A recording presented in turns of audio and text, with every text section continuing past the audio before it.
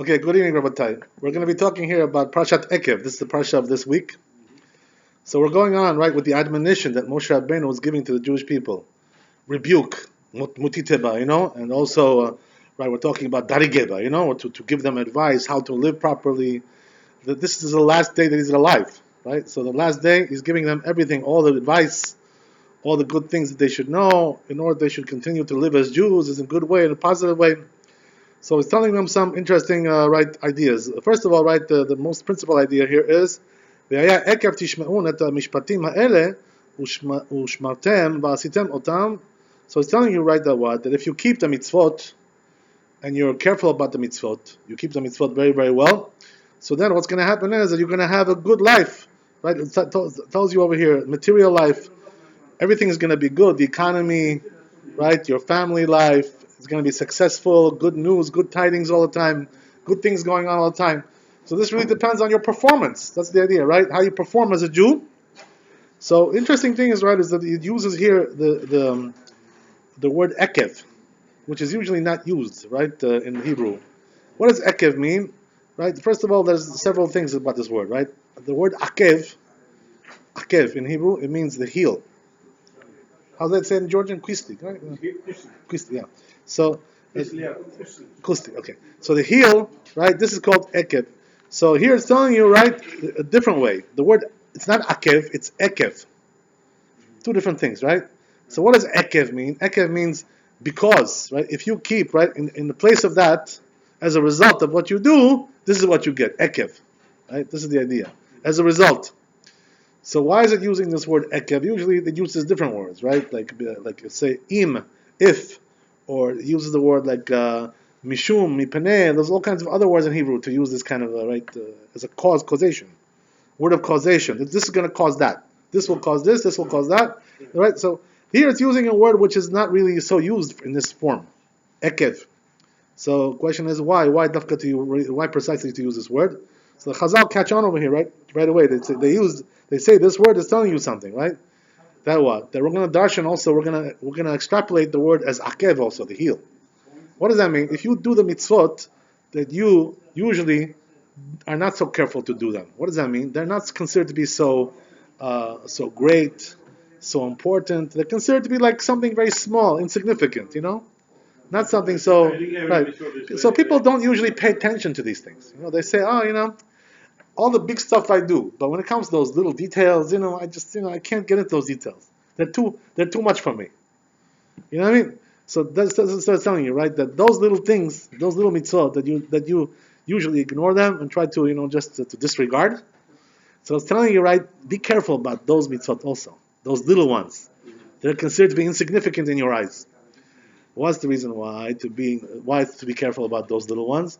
Because they say, right, in Pirkei Avot, regarding this, they say, be careful with a big mitzvah, severe mitzvah. What's the most severe mitzvah that we have? The 10 Commandments, let's say, right? Those are the ones that are considered to be heavy duty, right? The heavy ones. Then we have also other heavy ones as well.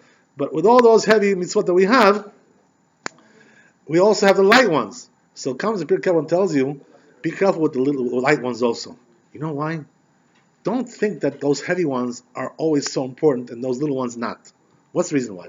Because nobody really told you how much reward you get for this and how much reward you get for that. We don't have a list, right? Itemized, list, siya, right? This for this you get that, for this you get that. In Olam Haba, in the world to come, the reward is very, very, very great. It's more great than anything you can imagine here in this world. What does that mean? Like you say, right? The Chazal teach us, right, like this, right?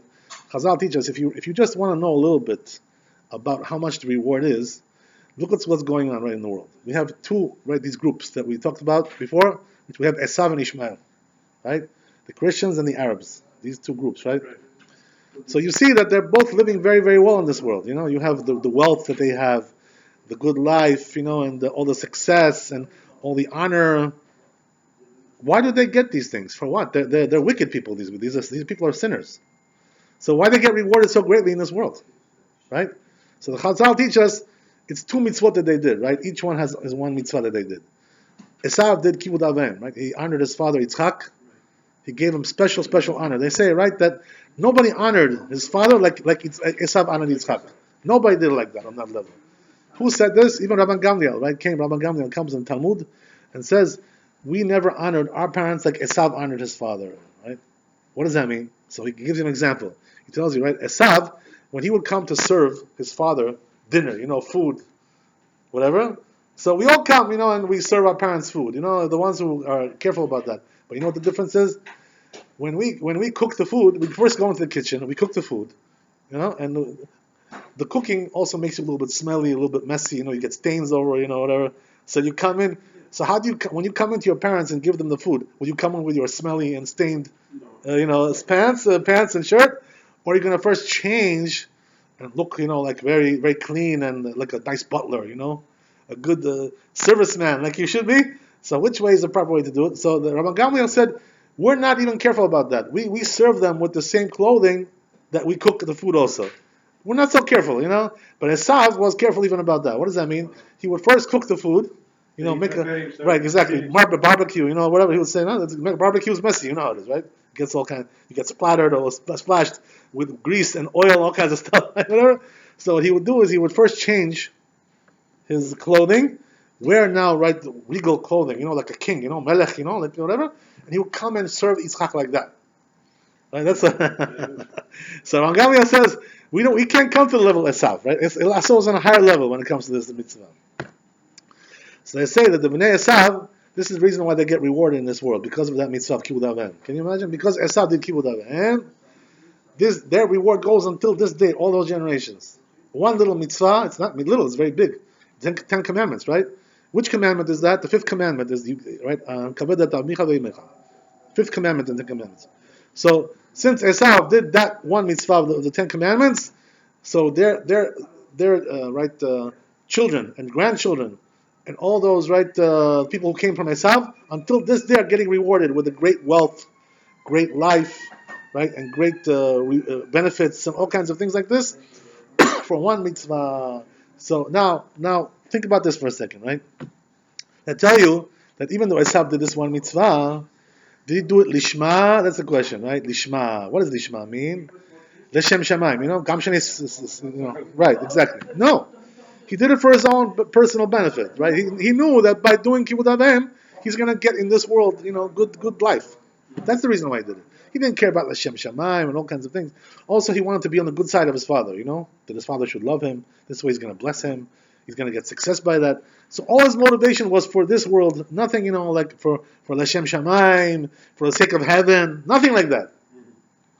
So with all that inferiority, right, that you have in his mitzvah, Esav, nevertheless, all this reward that he got in this world for all these generations, right? So now, think about this, right? What about the Jewish people? What are they going to get? They do L'Shem Shamayim. They do it for the sake of heaven, because they love Hashem, they love Torah. They don't do it because of some material gain. And also, they're doing other mitzvot as well, many other mitzvot. So can you imagine what the Jews are going to get, right, for all the mitzvot that they do? Number one, it's L'Shem Shamayim. Number two, they're commanded to do so. Esav was not commanded. But all these things, can you imagine how the Jews are going to get? The Rambam, that's what he says, Rambam, right? Says the Rambam, that this world is not even fit to give the reward to the Jews for all the mitzvot that they do. It's not even fitting for that. Like physically, spiritually, it cannot be adjusted like that, adapted. It's not adapted to that. That's the idea. So you see from there, right, how great the reward is in Olam Haba. Right? Ain lo ra'ah, that's what it says, right? No eye ever saw the greatness of the reward that we're going to get in Olam Haba. So what is coming and telling you now, right? Ishmael also has his reward, right? For what? For doing Brit Milah. He did Brit Milah, so they're getting their reward, right? She did Brit Milah, right? So they're getting reward for that. For the Brit Milah that they do, until this day they do Brit Milah, right? Whatever. Even though they do it inferior way, what does that mean? What's the inferiority of the Brit Milah of the Ishmaelim? They do when they're 13, right? But there's also physically something inferior there. You know what it is? That when you do Brit Milah, the mohel, if you ask anybody who's a mohel, he'll tell you. Huh? Yeah. But if you ask any mohel, you know what he'll tell you? He'll tell you that you have to take off 2 layers over there. There's one layer, and there's also another layer. Understand? So what happens is like this, right? The Jewish way, the way we do Brit Milah, is that we take off both layers. Some mohalim, you know what they do? They take it off one after the other. Some Muhalim, they take it off together. Both of them together. It doesn't make any difference. Either way, whichever way you do it. Most of them I see they take to go together. Okay, good. That's good. So either way, right? Whichever way you do it, that's considered to be a Brit Milah, proper Brit Milah, the proper way. What the Ishmaelim do, they don't do that. They only take off one layer. Right? They leave the other one on. So what happens is that it comes off anyway in the end. You know why? Because when you get married and you live with your wife, with the friction that you have during the intercourse, comes off anyway. But the point is, right, that they do inferior because they don't take off the second layer. So even though they do inferior, and also they're not doing L'Shem Shemaim, nevertheless, the great reward that they got in this world for the Brit Milah, you understand? This is unbelievable, right? All the greatness. Go to the Emirates and go to Saudi Arabia. Look goes on. See what goes on over there. How much money they have. How much we're doing a shoot. We're doing we're all these things, right? You understand? So nevertheless, all these things that Ishmael got in this world, but can you imagine what the Jew's gonna get because he does L'Shem Shemaim? He does because he's commanded to do L'Shem, right? Much more. It's everything is there, and also he's doing it the proper way, taking off both layers, right? The second layer is called Priyah, right? Priyah. When you do the second layer, it's called Priyah. So that's the idea, right? So because of these things, they say that the Jews are going to get much greater reward than Esav and Ishmael for these mitzvot they do, and also the other mitzvot that they do as well. So we see from there that the Jews cannot even get their reward in this world because it's so great. So it comes and tells you, Pirkei Avot, you don't know which one you're going to get rewarded for more, the light ones or the heavy ones. We don't know, but nobody told you. Right, exactly. So therefore, be careful also about the light ones as well. Right, that's the idea. Be careful about them. Don't miss those little details. What's an example, by the way, of these little details? Well, let's give you an example, right? For instance, let's say a person goes to shul, goes to synagogue, right? So there's all kinds of halachot about how to behave in the synagogue. Not everybody's careful about these things, right? One of the things is like this. That you're not allowed, when a person is praying Amidah, so you're not allowed to pass by in front of him. Gadayaros, within 4 amot, which is about 8 feet in front of him, 2 meters. Who is walking with the Amidah? Nobody walking, I don't think so. No, some other person, you understand? He cannot, if he already finished, let's say Dam Tarok. So now right, exactly. So he's not allowed to walk in front of him, or somebody just came in now, new guy. Even also when right. they say Kaddish. That's interesting what you're saying, right? The truth is that when it comes to, there's a difference between Kaddish and Amidah. The Amidah is written in the Talmud. It's written in the Halacha and Shulchan Aruch. The Kaddish is not written. It's more like a Chumrah, Chassidut a little bit. You know what I mean? Like from the Kabbalah, this thing. But when it comes to the Amidah, it's like Halacha Mamash. It's really Halacha. So you got to be very, very careful about that. Also, when somebody say the Kaddish and you're walking, it's disrespectful for the... Yes, I understand what you're saying. Sure. I understand you. But see, these little things, you know what I mean? People sometimes ignore them. They don't pay attention to it, Also, when they're saying the Amidah Chazrat Hashatz, they're doing the repetition of the Amidah, people are talking, it's not allowed to talk. So they consider that to be like a little mitzvah, something small, So they're not careful about these things, you know what I mean? About Amidah. For example, I'm a little slow reader. Yeah. When before I finish, they finish and they go to the Chazara. Chazara, yeah. Should I stop to listen to them and say Kadosh Kadosh and Sebaot, or I have to continue? You're not allowed to say anything over there. But what you could do is you can stop and listen. That's the only thing. Right. That's the only thing you can do. Not to say anything. Right. You're not allowed to say nothing. You're not allowed to answer. Unless you already finished. Unless you already finished and you started Elokai Netzor. Right? There you're allowed to answer. Right. Right. They started. But even Oseh Shalom, even before that, right? Elokai Netzor Leshonim Era. If you're up, there you can answer the first 2 ones. The first 2, right? Kadosh Kadosh and Baruch Shem Kevod. Right. If you're before that, right? If you didn't get up to that yet, so then you're not allowed to talk. So you have to just listen and listen to it. That's it, right? That's the idea. That's halakha. So now, right, regarding, as we said, these things people ignore these things. They're not so careful about it. By the way, you see even some rabbis, who don't even care about these things. They talk and Chazrat Hashatz, somebody comes and asks them a question. They say, "Hi, how are you?" Blah, blah. don't ignore these small mitzvot. That's not, for you it may be small, but HaKadosh Baruch Hu, you never know how much reward you're going to get for this mitzvah of being careful about not talking in the Bet HaMidrash, in the synagogue, being careful about these little things. People think that they're little. You know? I'll give you another example, right? Another thing which people usually tend to ignore is the issue of when they're reading the Torah, right? So what happens is that when one person finishes and the other person starts, between that time, they start to talk with their friend. You know, and that's not allowed to talk over there. So over there, I'll get right, you see that they're not careful about these things, you know? They consider it to be something small. They don't even pay attention to it. Some people don't even know about it. Most people don't even know. It's not allowed to talk over there. Between this guy and this guy, right? So they start to talk, but this is considered to be Averah. All these things are considered to be Averah, Tzodor, you know? So a person has to be careful about these little things, you know? Not to, right? During the prayer when you're in a synagogue, you're not supposed to talk. Yeah, there are some places you can talk, you know? It depends on the situation, you know what I mean? Not to talk. Right. But you know, the truth is that there are some places you can talk. So, you know, you cannot tell people like this, you know, don't talk at all. You know? There are some places where you can talk. Also, it depends on what you're talking about, you know what I mean? Depends on, you're talking about shtuyot, you know, sisul alabi, you know? You know? Divrei chol, things which are mundane, you know, things which are not kadosh, not words of mitzvah, not words of Torah. So what business you have to talk about? That you're never allowed to talk about Knesset. There's something else, right? So all these little things, as we said, right, the people ignore. They're not so careful about these little things. Even people who are religious and people who are like rabbis, even, you know, they don't care about these. They don't care. They never, or they never learned it, or they don't care about it, or they're not particular, you know, about these things. So that's what's coming to tell you over here. You got to sweat those details, you know. Be careful about those little things also. And then, if you really are, right, then you really show me that you're serious about Judaism. You know, you're not like just a person who's not serious. You know, joker. You know, you're not a letzan, right? Sharik yarachar. You know, so it's not you're a serious person. If you're serious, you got to be careful about those little things as well. That's the idea, right? So it comes and tells you that if you are, you're going to get rewarded. But the truth is, you know, that all these things that we find over here, there's material rewards that are mentioned over here. Not always, by the way, when a person does mitzvot, he gets rewarded in this world. You know, they say, right? Schar mitzvot ba'olam hazeh ayin, right? Ayin. You know, they say, right, that in this world, there's no reward for the mitzvot. The main reward for the mitzvot is in olam haba. You understand? So what are we getting over here? Just a little, you know, sheriot, some, you know, little taste of it. There are certain mitzvot that a person does, he gets rewarded also in this world. But he gets a little bit over here, not much.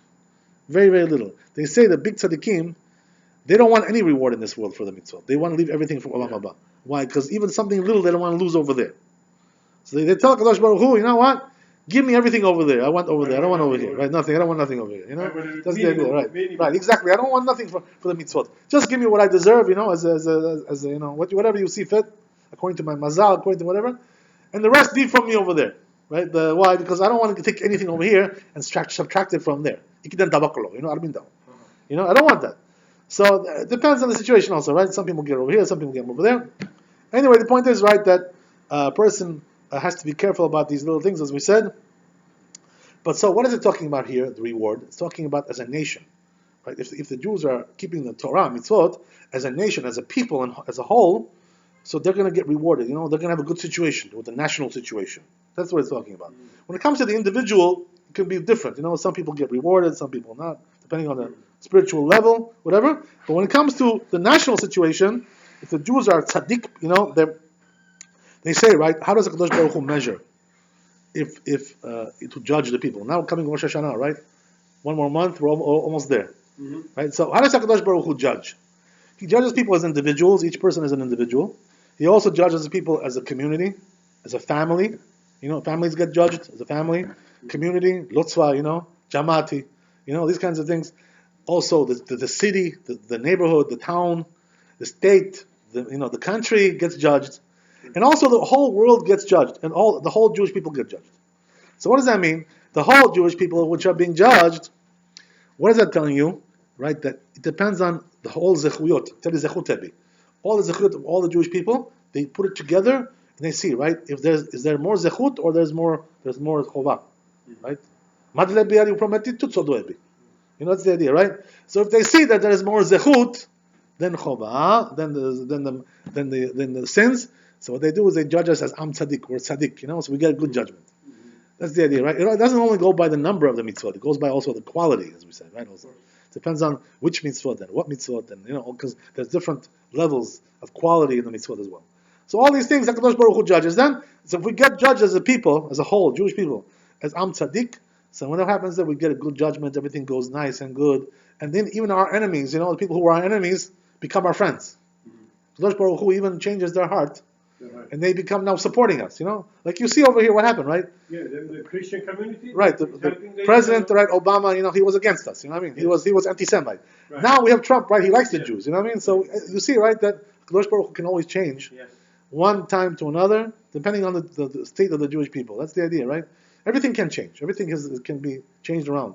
Even with one president, right? If you have one president, sometimes he can be good, sometimes he can be not so good, depending on the situation. So Kadosh Baruch Hu knows how to do all these things. That's the idea. The Obama, Israel got more money than any president. Is that true? Bad, right? Yeah. But financially? Yeah. He gave. Yes. There were some good things also. Yeah, no question about it. There was some good, but he also did a lot of bad things. He did a lot of also bad as well. Okay, whatever. This is like hypocrisy. Two-faced. Or one face over here, one face over there. That's the way it is, right? I think the good things that he did, he was forced to. That's one thing he was forced to do, but also he, also it was, it's convenient for them as well. It's convenient. That's a convenience over there. They have also something to gain from that. Oh yeah, no, I dozed off, but I'm listening to him. Okay, so let's go on. It's telling you also another thing over here in this parsha. It's telling you, right, that when you come to Eretz Israel, now we're going to cross over the Jordan River. That day, they're going to cross over once Moshe Rabbeinu dies and cross over and go into Eretz Israel. So it's telling them like this, right? Don't be scared of the nations over there. They're going to be there. HaKadosh Baruch Hu is with you. Gam Sheni Shem Tanari. So don't worry. Just go and fight. Do your job. I'll protect you. I'll cause you to win. Right? I'll give you that advantage. That I'm going to be on your side. So what does that mean? That one of the commandments is that a person has to be careful not to be scared about this. That once you go in, you got to start fighting. Don't be scared and say, what's going to, what's going to be, maybe something will happen. Right, exactly. You have to have faith, The Kadosh Baruch Hu is telling them over here by Moshe Rabbeinu that everything will be good. So don't worry, don't have any qualms, don't have any questions about that. And why is it, by the way, that they should be so afraid of these nations? They already defeated Paro. They already defeated Sichon and Og. Those big countries. So why would they be so afraid now of these nations? What's the reason why? You know why? Because they say that over here in Eretz Israel, it wasn't like all the other countries. Why is that? Because over here there was 31 kings. Can you imagine? 31 kings in one country. Why was there so many kings over here in Eretz Israel? What's the reason why? One country, you have 31 kings? Never heard something like that. Something like that in my life. So what they say, right? Eretz Israel had a special status with the world. What does that mean? That it was considered to be the best land in the world.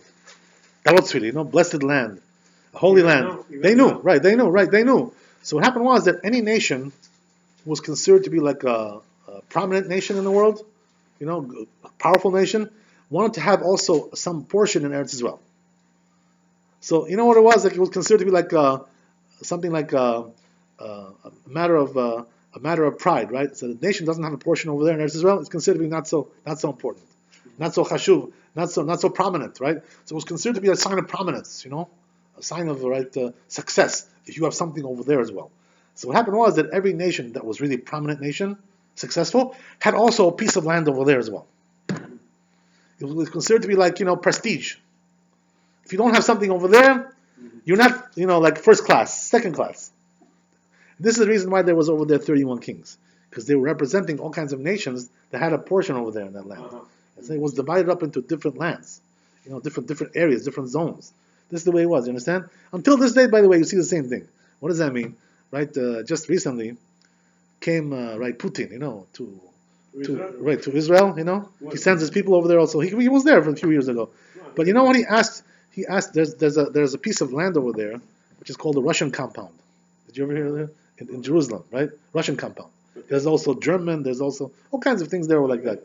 So the Russian compound, Putin is very careful about that. He wants that, So he asked the prime minister. He told him, make sure that I don't lose this. He told him, make sure that we have it. It's ours. They want that piece of land. They don't want to give it up. Understand? Yeah, in some way, like it belongs to them somehow. Whatever. They have some kind of a stake in that. So he asked, very much so.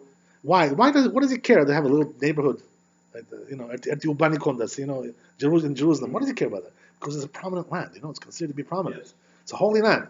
So everybody wants to have something in there. A little piece of the action. This is the idea. Understand? Yeah, that's interesting, right? Russian compound. Something. It's considered to be something famous. So Putin was very, very careful, to make sure that he doesn't lose that piece of land. There's also, in the old city in Jerusalem, you have over there the Greek, the Greek church, and you have the Armenian. Right? They're very careful about that. They don't want to give that up. You understand? They own that property. They own that property. You understand? Yeah. Until Mashiach comes, they're gonna, they're gonna fight for that. This mask, they're gonna remove it one day. You think whatever? Yeah, of course. Eventually it's gonna have to be removed. Whatever. It's not gonna stay there forever. You know what my friend used to say. I had a friend in yeshiva. I used to learn about over here. He told me, he says that dome, he says over there. It's like, for me, it's like, a person has a nice face, and like one big pimple. It says we gotta get rid of that. Pop the pimple. Gotta pop those zits. You remember the pimples? Reggie pimple. One day they're gonna do it. So, that's the idea. It's like a big pimple over there. You gotta pop it. Okay, whatever. That's the idea. But anyway, we're not allowed to go up there anyway now for ourselves. We're not allowed to go up there. So we have no business over there. Until we have Para Aduma, we can get purified, whatever. We have no business over there. So there's no reason not to fight with them about that, and start to big, conflict. We're gonna build the yeah, the truth is that, they say in all the sources, they say Kadosh Baruch Hu's gonna build it himself. We're not gonna touch it. He's gonna bring down the Beit HaMikdash. We're not gonna build a Beit HaMikdash. Ready made, right. Something very fancy, even more fancy than. Obviously, more than when we make. That's the idea, right? So getting back to what he said, telling you that even though those kings were very powerful, because each nation had a representation over there in that country, but nevertheless tells Moshe Rabbeinu to the people, don't be afraid of them, nothing is going to happen. Don't worry, I'm with you. Go and fight them, You should know one thing, by the way, that when a person makes war against a nation, whether it's us or anybody else, how does that work, right? Each nation has like a representative in Shamayim, an angel, protective angel in Shamayim. So what happens is, right, that Kadosh Baruch Hu wants that nation to lose that war. What he does is he takes that angel and he strangles him, Atrams, that's it, finishes him off, so he can't fight anymore. Once he neutralizes him, that's it, right? No, there's no more. They can't fight. That's what Kadosh Baruch Hu did. You understand? He took away the power of those angels over there above in the Shamayim. So therefore, right, they ran out like flies, That's the idea, So a person doesn't have to be afraid of physical power, because the physical power is only what they have over there. Once they lose over there, that's it, right? They have nothing over here. They'll run like little women, like children. Let's start running. That's the way it is. So a person always has to know that these wars are dependent on what? On what Kadosh Baruch Hu does in Shamayim. So Kadosh Baruch Hu is telling them, right? Don't be afraid. Just go in there and take care of the job. Take care. Do what you have to do. I'm with you. So you're gonna succeed for sure. That's the idea. Okay. So then it goes on to say, right, that.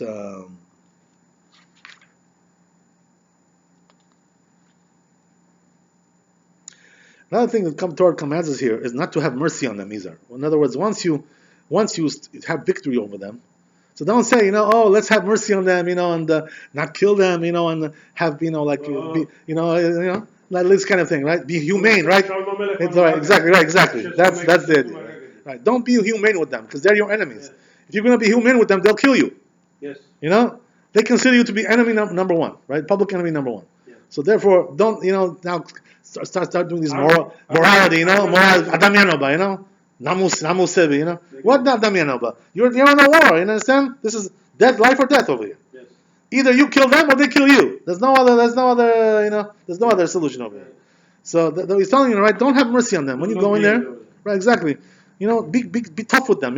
Finish them off, because they were commanded, the Jews, when it comes to these nations, right? These 7 nations that were in that country. Kadosh Baruch Hu told them, you have to kill every one of them. Don't leave any one of them alive. That's the idea. It was a commandment to kill all of them. Unless what? Unless they come and make peace. They say, okay, we'll make peace, and we'll leave. We'll go somewhere else, or something like that. This kind of a scenario. But if they don't want to make peace, they want to make war. You have to kill every one of them. Don't leave one of them alive. That's the idea. That's the way it had to be. Actually, it's a lesson for what's going on today. Because today, unfortunately, these leaders over there that we have, they're too soft. On the enemies, and because of that, they attack us. They consider us to be, like life or death. So they come and attack us, and they're too soft with them. They're too gentle with them. What can you do? That's the way it is today. We have these cowardly leaders who don't know how to take care of them properly. But this is a part of the truth is that their hands are also tied. Yes. What does that mean? Politics, America. Exactly, there's politics, right? The politics, right? I don't have to tell you. So because of that, our hands are tied. We can't really do what they did here, right? Because over here, Hashem was with them. He told them to go and do this. Nobody told us to go and do this, today. So therefore, it's not the same thing, right? You understand? So we have to be careful. We have to play very carefully, not to go too extreme over here, not to go too extreme over there, because the truth is, right, that we're still in galut. Even though we have land of Israel, we have a country, we have an army, right? All these kinds of things. We're still in galut, though. What does that mean? That we still haven't seen the Geulah, the Mashiach and Bet HaMikdash and all these things, which are really a sign that Kadosh Baruch Hu is now coming to save us, right? Permanently. That's it, right? No more wars, no more affliction, no more suffering, right? We haven't still got to that point. Another thing that the Torah warns you over here, which is considered to be something very, very important, right? That what? Once you start now going into the land, once you start going into the land now, okay, and you're going to start building houses, and buildings and businesses, and start building everything, making beautiful cities, beautiful towns, beautiful gardens, beautiful parks, beautiful everything, gorgeous, making it to the most beautiful country in the world, right? By the way, Israel, if you really build it, it's the most beautiful place in the world. Nothing like it. Nothing like it. Believe me when I tell you, right? The beauty of Eretz Israel, nothing like it. So now, what it's telling you like this, right? If you're going to go and build and become wealthy, you have technology that like they have today. They have all kinds of they're doing all kinds of startups with all kinds of high tech in Israel. It's become the center of high tech in the world. Yeah, number one. Right, Intel, and Microsoft, they're all there. Right. Working over there. Many of these things, by the way, that they put into their computers, it's made in Israel. All these things, the technology. Yes. They don't even say that, by the way. They don't even advertise that. 1985, 86. I see the UPS when they deliver the thing, the machine. Right. Even he told me. 1986, it was made in Israel. Right. The Federal Express, all the machines, all yes. made in Israel. I was surprised. Right. I never know. They don't even know sometimes these things. Like for instance, like these processors that make for the computers, like the ones they used to have, like dual core, duo. It was made in Israel. That processor. It was sold all the world. So that's the idea, right? So when you come to Eretz Israel, you start to build and you start to become successful. A lot of money is coming in. Billions of dollars. This contract, that contract. Like today, money is coming in from all over the world. Investments. What's amazing in Jerusalem, every time I go to Israel, I go to Jerusalem. Whenever I go, every time I see like a different. Yeah, you can't even recognize it. They're building it so much. By the way, if you really want to see something really, really shocking, go to Ashdod. You see what Ashdod was, 30 years ago, and what it is today. It looks like paradise today, Ashdod. Yes. It's unbelievable how they built it up, right? It's like the buildings there are stunning, stunning buildings. I can't believe it, right? You still have the old ones from the old buildings, and you see, right, like looks like a slum, and the new buildings look like paradise. Such a big city, Ashdod. Yeah, it's unbelievable. There's no hospital in it. Right, there's no Ashdod. Yeah, there's no hospital. Yeah. No hospital. They have to make a hospital. Right, exactly. No hospital in Ashdod. You're absolutely right. Absolutely right. It's unbelievable. It's unbelievable. It's I don't know. There's it's just poor planning, poor management. That's what it is. Poor management. Big city. Palestinians like almost million, almost something like that. It's becoming a big city. Yeah. A lot of Russians and Georgians over there, right? All kinds of things. But whatever. So anyway, the point is like this over time, that all these success that you see, right? It's warning you now. Moshe Rabbeinu was coming and telling you.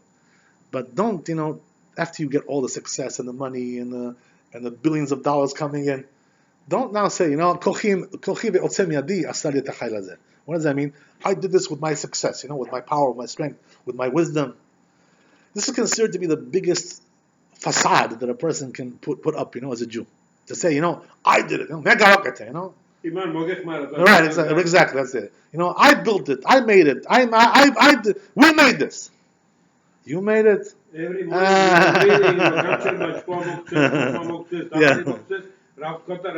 That's the idea, So tell me, right, if you made it now, all these things that we have, why weren't we able to make it for 2,000 years? We weren't galut. We weren't able to make nothing. Because when Hashem lets you go in and make it, you can make it. If He doesn't let you, you can't make nothing, right? You're being killed in like flies and mice over there in the land of the other nations. That's the idea, right? So a person, Jew, is considered to be, he has to give thanks to Hashem. What does that mean? Everything good that happens, say Baruch Hashem, Toda la'el, Yishtabach Shemo, I'm saying Sachali. To say like that, that's the idea. And don't say, I did this, I did that, I built this, I built that. That's what happens, when you see the people who are successful, they became like, multimillionaires or billionaires. Yeah. So you ask them, what about this? Yeah, I did this. Yeah, I did. I'll tell you how I did it. He tells you all kinds of things, all kinds of secrets that he has. Right, exactly. What did you do? Didn't do nothing. What did you do? HaKadosh Baruch Hu gave you everything. You just happened to be in the right place at the right time. According to your mazal, and it came to you. And now you think you did everything. Oh, so a person who has this attitude is considered to be like a kofer, denier. You know what I mean? It's a very, very bad attitude, very poor. Also, for a Jew to be like this, especially. One question, if I may. Yeah. How you explain this? We were 2,600 years in Georgia. Yeah. And in our generation, why not 500 years ago, 300 years ago? It's so interesting. Good question, right? Good question. 2,000 years, now 1,500. The truth is that why what you're asking about, the Parsha talks about that too here. Yeah. Yeah. So what does that mean, right? That a person has to know one thing, that when you have why not then, why here now? Uh-huh. I just want to finish first of all this idea. Get back to that for a second. So I want to finish one thing, right? To say like this, that a person, if he thinks like this, kochi ve'otzem yadi, my power, my giving everything, is considered to be like the biggest, no appreciation to Hashem. Kadosh Baruch Hu hates that, because if He doesn't give you the power to do all these things, you can't do it by yourself. You think you can succeed by yourself, become a tycoon by yourself, all kinds of things like this, right? Yeah. So there are people who have this thanklessness. There's a story to corroborate this, right? What's the story? The story is that one day they say, Nebuchadnezzar, who was the king of Bavel, right? Nebuchadnezzar was a goy. Yeah. You know what I mean? So, but nevertheless, because he was a king, HaKadosh Baruch Hu looks at him as something important. Right. You know what I mean? He's not important as a Jew, but still, he's got some power. Yeah, some power, and he's got some importance. So HaKadosh Baruch Hu looks at him in a serious manner. So what happened was that Nebuchadnezzar, he was king over the whole world. The whole world was under his. Can you imagine? And they say he was a midget, right? The guy was a midget. He was like this tall, but like Jeff used to say, like a tire, Parishka Savit, like a tire, He was the size of a tire, and he rules over. Everybody's afraid of him. They used to look at him. They were like shivering, from fear. What are you afraid of? You're afraid of a midget? What are you afraid of? Why are you afraid of this guy? Because when HaKadosh Baruch Hu puts the kingdom in his hand, that's why they're afraid of him. Nobody can touch that anymore. That's it. Once the HaKadosh Baruch Hu puts it in your hand, that's the idea. So Nebuchadnezzar was ruling over the whole world, and they say there was a lot of fear in his time. His lifetime. Everybody was afraid of him. Shishit. They say that they were so scared of Nebuchadnezzar because he was a cruel leader, very cruel. He was extremely. He used to torture people. He used to enjoy torturing people. It was like for him it was fun. It was a nice game. Like we have today. Remember the Saddam Hussein. Remember this guy? Like this kind of character. Same thing, right? They say that this guy, this Rasha, Saddam Hussein, he comes from Bavel also, from the same place as Nebuchadnezzar. Yeah. Maybe he was his Gilgul. They say that he used to enjoy. If he had some enemies and he wanted to kill them, what he would do is he would take like a big bath with acid. Yeah. And he would put him inside and watch him die slowly, in the acid, his body disintegrating. He used to enjoy that, That's how cruel he was. So that's the idea. Can you imagine? Right? He used to like Eiffel, he used to get pleasure from that, to see his enemy just like dying slowly, like torturing him. Little by little, his body's being disintegrated by the acid. That's the idea. So the Nebuchadnezzar was the same. They were so scared of him. They say, right, that in his generation, listen to this now, right? It says that in his generation, nobody, when he became king, they were even afraid to smile, to laugh. They were afraid. He said, they were so scared, nobody would smile. Mm-hmm. This is something unbelievable. That Kadosh Baruch Hu gave him such a great kingdom like this. He's a little midget, nobody, nothing. You could step on him, with your foot and crush him. But when Kadosh Baruch Hu gives kingdom to somebody, that's the way it is, right? They say what happened was that one day, the Nebuchadnezzar, he was walking on the roof of his palace, right? Mm-hmm. Yeah. They have all their nice, penthouse over there, nice whatever, right. Walking around. So he looked, at the city, right? There was the capital city of Babel, mm-hmm. Babylon. So it was beautifully built up and nice, like a nice metropolis. So he looked over there and he said, you know what? He said, he says, look at this beautiful city. He says, that I built. I built this city, right? So Kadosh Baruch Hu, right, got mad at him because he said this.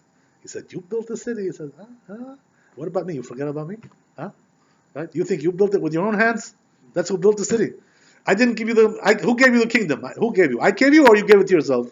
Yeah. You're the one to. So what he did was, right, because he got so mad at him that he said this, what he did? He gave him punishment. What happened? He sent him 7 years away from the Malchut. He lost the kingdom. Right, exactly. To be like an animal, roaming around. Yeah, exactly. Yeah, exactly. Right. So the animals were attacking him also, and doing all kinds of things, raping him. He was being used like an animal, So Kadosh Baruch Hu sent him over there for 7 years like this. What's the reason why? To teach him, Who are you, You're just a little animal.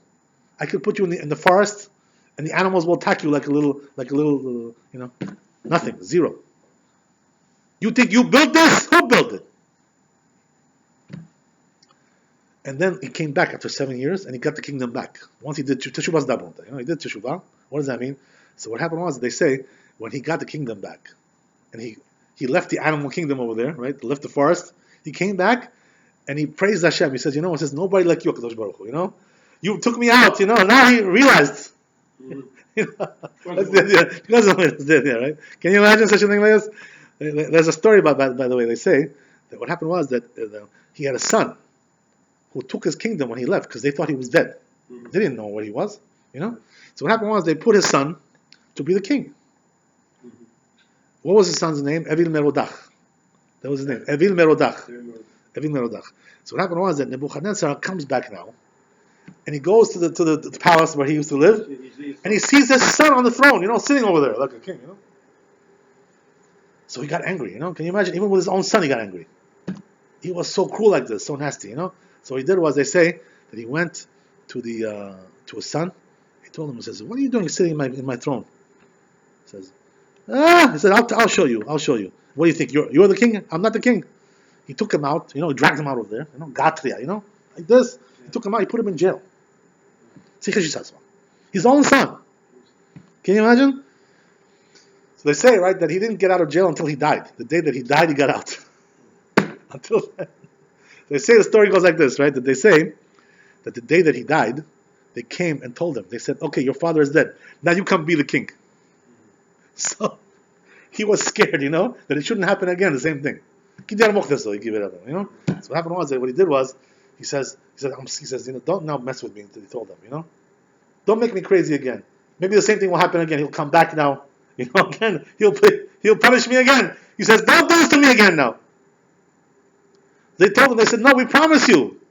He's dead. That's it, we promise. No, we checked everything, the body's there. Everything. This time it's for real. Right?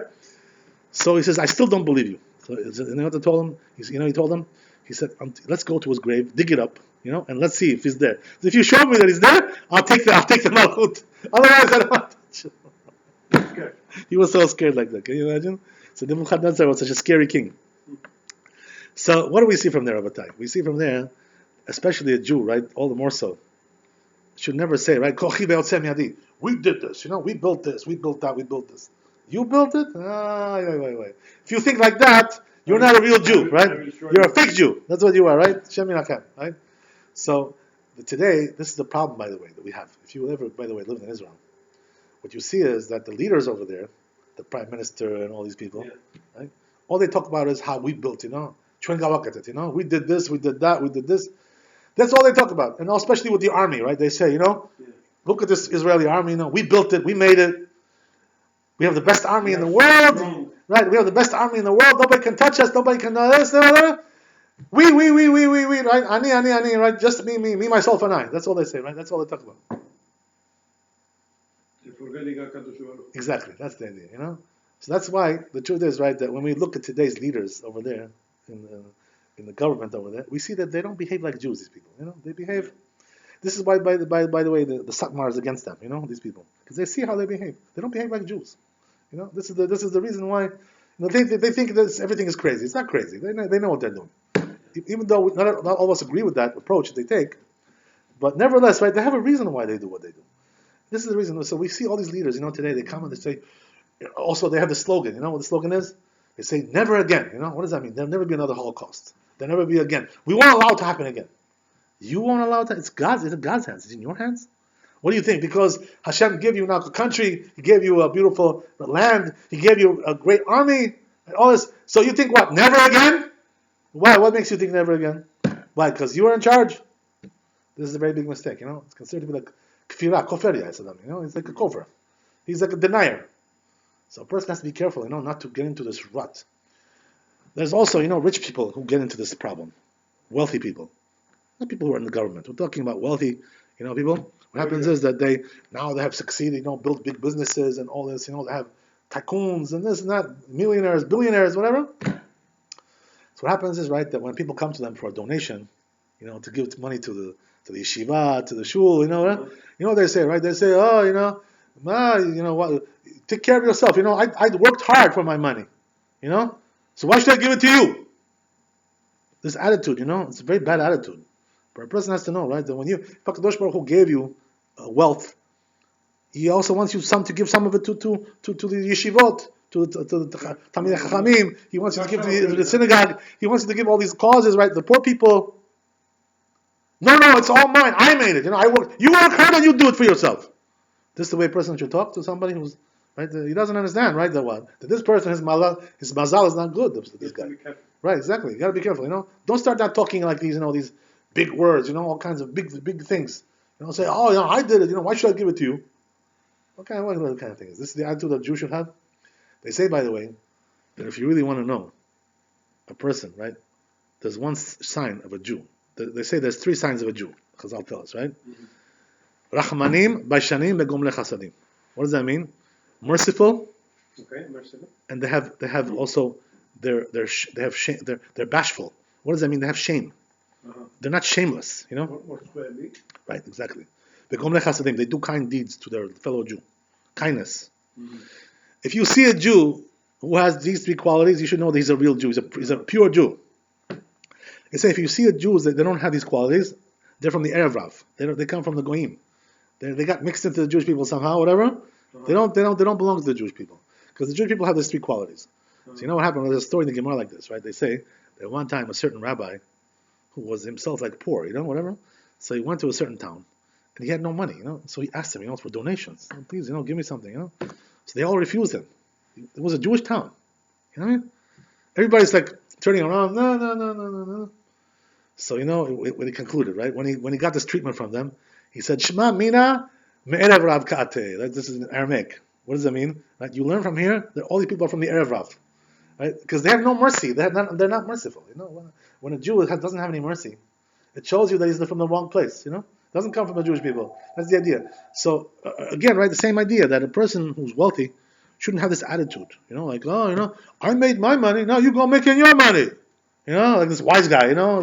These wise statements. All kinds of being sarcastic. Being like having his nose in the air. Right. Yeah. Right. Exactly. Yeah. Exactly. Right. Exactly. That's the idea. That's the idea. Patronizing. Patronizing people. Saying, bitzia. Ramochra bitzia. I don't pay that. Relax. You don't have. Go work to get a job. What? You can't support yourself. This is the way a person should talk to his fellow Jew. This is not the way they talk, We see people like this, by the way. People get wealthy, they think they did everything. They don't realize because of their mazal, because the Kadosh Baruch Hu helped them to build what they don't realize. It's a test, exactly. Right, that's the idea. They say not to lose. Exactly what you're saying. You know what the Chazal say, right?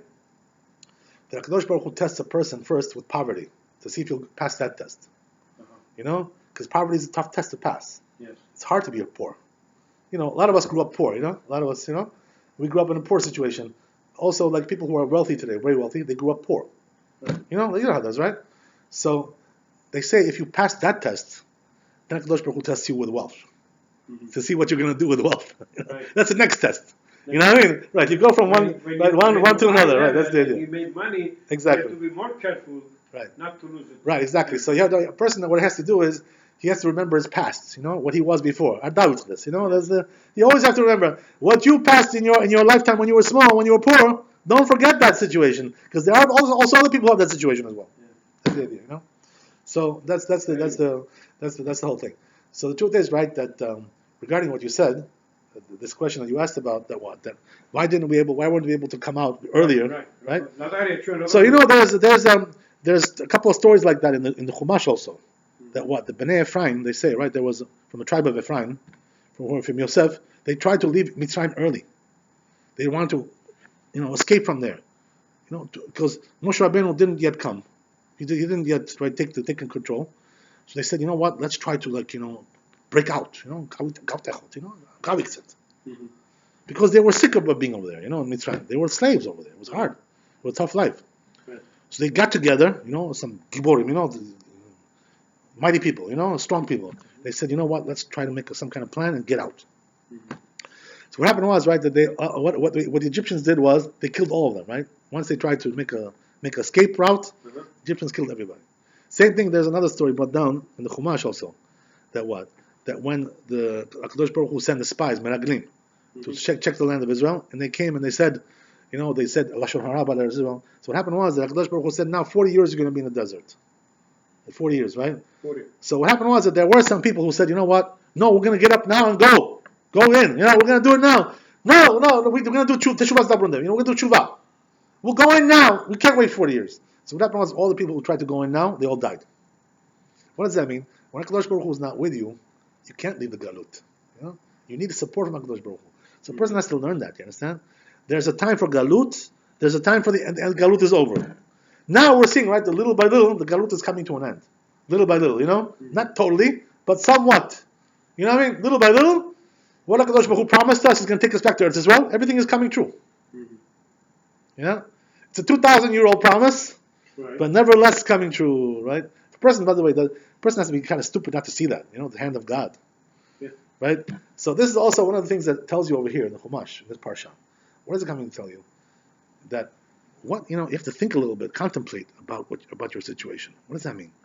You see that HaKadosh Baruch Hu took you out, one nation that was in Egypt, and He separated you from all the other goyim that were over there, all the other nations, and He took you out, separated you like a sifter, right, like a filter. He took you out, each one. Right. This is a miracle. This is not something normal that happens in any country. So, because the Baruch Hu is telling you like this, remember what I'm doing for you. This is a miracle what I'm doing. Don't think this is just a coincidence. Just like some kind of it happened. Wait a minute, it's not a coincidence. This is something which I'm making for you a miracle. So when HaKadosh Baruch Hu takes us out of the galut, it's also a miracle. Today also. The person has to remember that, has to understand that. Don't just say, we ran out, we built Israel, we built this, and we got out. You got out. HaKadosh Baruch Hu took you out. The person also has to remember, right? Who did it for you? Who's the one who did it for you? Look over there, right? Look up in Shemaim and see who's the one who did it for you. Because this is what Moshe Rabbeinu was warning the Jews over here. Don't get into these ridiculous, mindsets of being a denier and saying, it was just this. It was a coincidence. We worked hard. We made deals with the nations. We made all kinds of deals. First with the French, then the Americans. We worked our way through it, and we got out. It doesn't work like that. HaKadosh Baruch Hu wouldn't let you do these things. You can't do these things. The person has to understand that, right? This is the idea. So, okay, let's go on a little bit.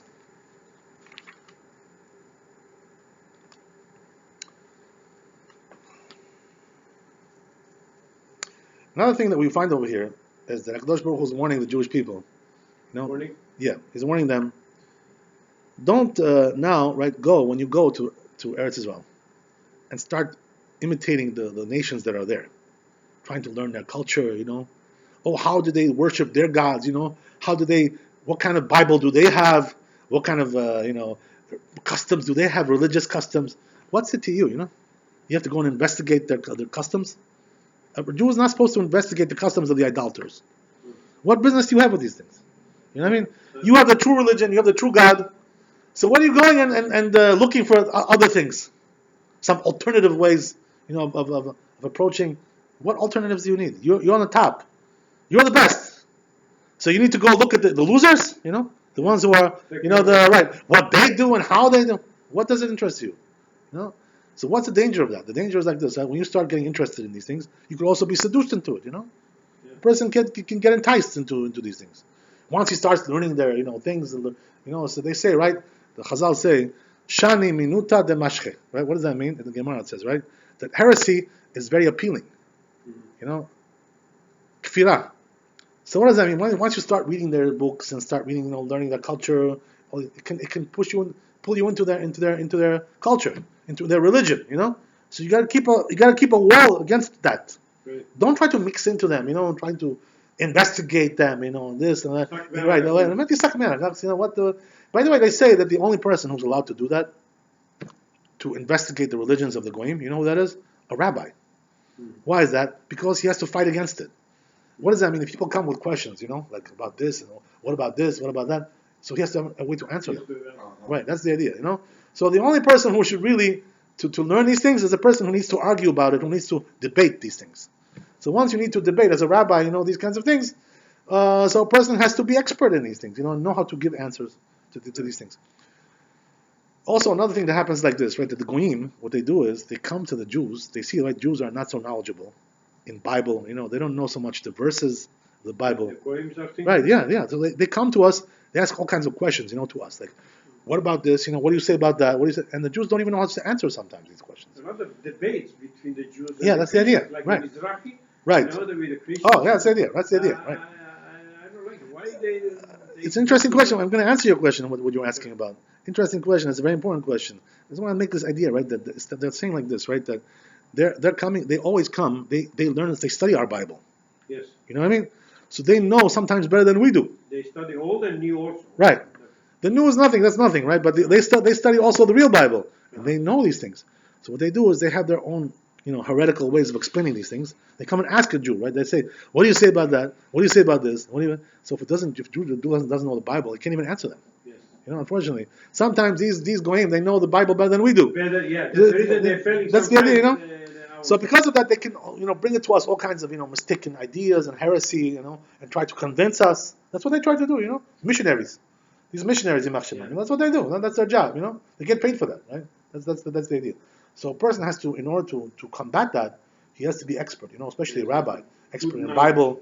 He has to know the Bible very well. He has to know also things that come from their religion, what and how, and all these kinds of things, to understand how to answer them. That's the idea, right? So that's what it's warning over here. Don't get involved. Don't start learning about their religion over there. Start to, all kinds of things like this. What's it to you, what the Jews really had to do was one thing. They had to go in there and kill everybody. Don't leave one soul alive. And what happened was the Jews made a mistake, by the way. The mistake was what? That they went in and they had mercy on them a little bit. They didn't kill everybody. That's one thing. The one mistake they made. Number two is they took them as slaves. They took them. So they took them as like servants. But what happened was that later on they rebelled against them, and then they tried to defeat them. Right? That was the idea. So that's why Kadosh Baruch Hu warned the Jewish people. Right? Don't leave anybody alive. Whoever wants to stay over here, right? He has to either accept the Jew, to become like a ger toshav. He has to accept somewhat, right, the laws of Judaism on a basic level, not everything, but ger toshav, 7 mitzvot of the Noachites, the Bnei Noach, he has to accept.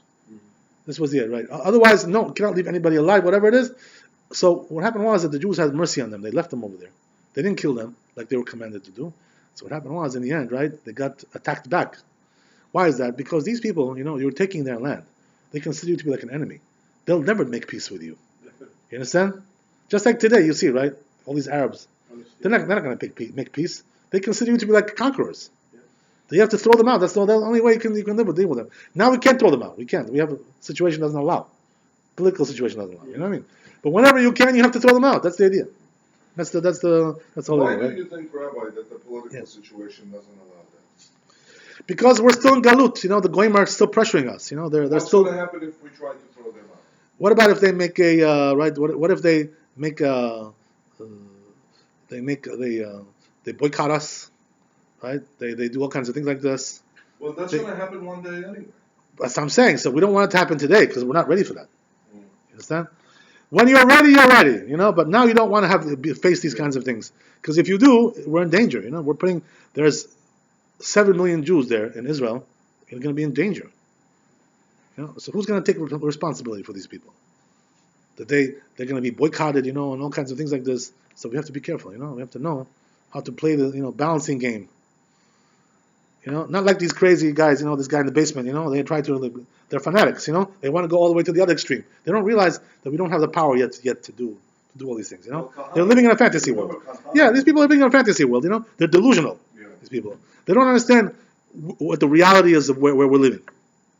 That's the idea, That's the reason why a person has to be careful about that. So, as we said, right, that's the idea. A person has to be careful not to get integrated and, start to assimilate into the culture of these people. Don't, also another thing that warns us about is that what? Tells you that don't try now to be proud and say, you know what? Oh, the reason why we got the land of Israel, why we got it? Because those nations they're sinners, they're wicked, and we're tzaddikim, So HaKadosh Baruch Hu warns us, Moshe Rabbeinu, right, warns us over here, don't have this idea in your head. Mm-hmm. This is not the reason why you're getting the land, because you're tzaddik. So then what's the reason why? One thing for sure is true. What does that mean? It's true that these nations are wicked, they're sinners, and I'm throwing them out because of that. That's for sure. That's for sure. But don't think that you're getting the land because you're tzaddik. That's not the reason why you're getting the land. You think you have some delusions about yourself, We're righteous, we do everything. What do you do everything? What, you do everything? Is that true? It's not true. So then why are you getting the land? What's the reason why? Only for one reason. Because I promised it to your forefathers, right? Abraham, Yitzhak, and Yaakov, to your patriarchs. I promised them. I can't go over my promise. That's the only thing, When God promises, He keeps it. He's not a man, right? He's going to break His promise. You know what I mean? Men, people break their promises. You know what I mean? You can't trust them, right? Mankind, you can't trust them. Today they'll tell you this, tomorrow they'll tell you something else, right? That's the way it is. But HaKadosh Baruch Hu doesn't break His promises. So therefore, what He says, right? He says, the only reason I'm taking you in is because of your forefathers, because they were righteous in my eyes. They were tzaddikim. I cut a deal with them. I promised them. That's the only reason. I can't break my promise. But if it was because of you, you wouldn't deserve to go in there. So don't be delusional, remember that you're nothing special. Don't get into now ego trips, say, yeah, we conquered the land, now it's ours, because we were strong, we were, powerful, we were tzaddik. What tzaddik? What, where are you living, Where are you? Start look around, right? Exactly, humility, right? That's the idea. And by the way, they say the same thing, right? We'll finish off with this. I want to finish off to say that they say also, when it comes to time for Mashiach, what is the reason why Kadosh Baruch Hu is going to take the Jews out of Galut? We see already it's already started. 100 years already, people are coming back to Israel. This is a miracle. What do you think? This is miraculous. All this, little by little, conquering more land. Now we conquer Jerusalem. Now we have this. Now we have the Temple Mount. Now we have this. All kinds of things. Where does this come from? So, also, right, Kadosh Baruch Hu wants to tell us one thing. Don't think that you're conquering the land because you're tzaddik. You're righteous. The Jews are tzaddikim. They're all good people. And they're all righteous. That's not the reason. HaKadosh Baruch Hu is not going to bring the Geulah because of the Jewish people are tzaddik. You know what? What's the only reason why? Because He promised it. He promised us, right, with the prophets. The prophets promised us, one day I'm going to bring Mashiach. I'm going to gather you up, and I'm going to bring you back to Eretz Israel. I'm going to rule over you there, right? You're going to have all the good things in the world. Why? Because you're tzaddik? No, you're not tzaddik. You don't deserve it. The Jewish people don't deserve to be taken out of Galut because we're very assimilated. There's intermarriage, there's assimilation, all kinds of things. There are Jews that, sitting in church and praying to Yeshu, That's what they're doing. So they say, by the way, He's going to take out every Jew from the Galut in the end. Even the ones that are in church. Even the ones that don't even know they're Jewish. You cannot go in the church, right? Yeah, for sure. Yeah, for sure. No, for sure not. Not like a museum to the No, that's for sure. Right? That's for sure. Yes. Kamala Harris married a Jew. No, I'm serious. Let them get divorced. So, right. So we're saying like this, right? Kadosh Baruch Hu, the only reason of taking out is Galut. He's taking us out of Galut because of his promise that he made. Because he has to fulfill his promise. Otherwise, they're going to say, right? Oh, God forgot about them. He rejected them, like the Christians say. They rejected. What rejected? They weren't rejected. Kadosh Baruch Hu didn't forget nothing. He made a promise to bring us back. Now he's bringing us back. The promise is being fulfilled. Kadosh Baruch Hu is not a man. Doesn't forget about his promises. That's the idea, So, but one thing you have to know. Not because you're tzaddik. That's not the reason. Because of the kindness of HaKadosh Baruch Hu. He made a promise. He wants to keep the promise. That's the only thing. Right? That's the idea. So they say, right, the same thing. That this Geulah we're seeing, right, little by little, starting, and it's going to continue and become bigger and bigger. It's not because of your righteousness. It's because HaKadosh Baruch Hu has mercy on us, right? Because of Chesed, kindness. That's the only thing, right? That's really what it is. HaKadosh Baruch Hu should help us to see the Geulah Shlema b'mehera v'amenu. Amen v'amen. Chazak Baruch, thanks for coming. Baruch Adonai le'olam. Amen v'amen.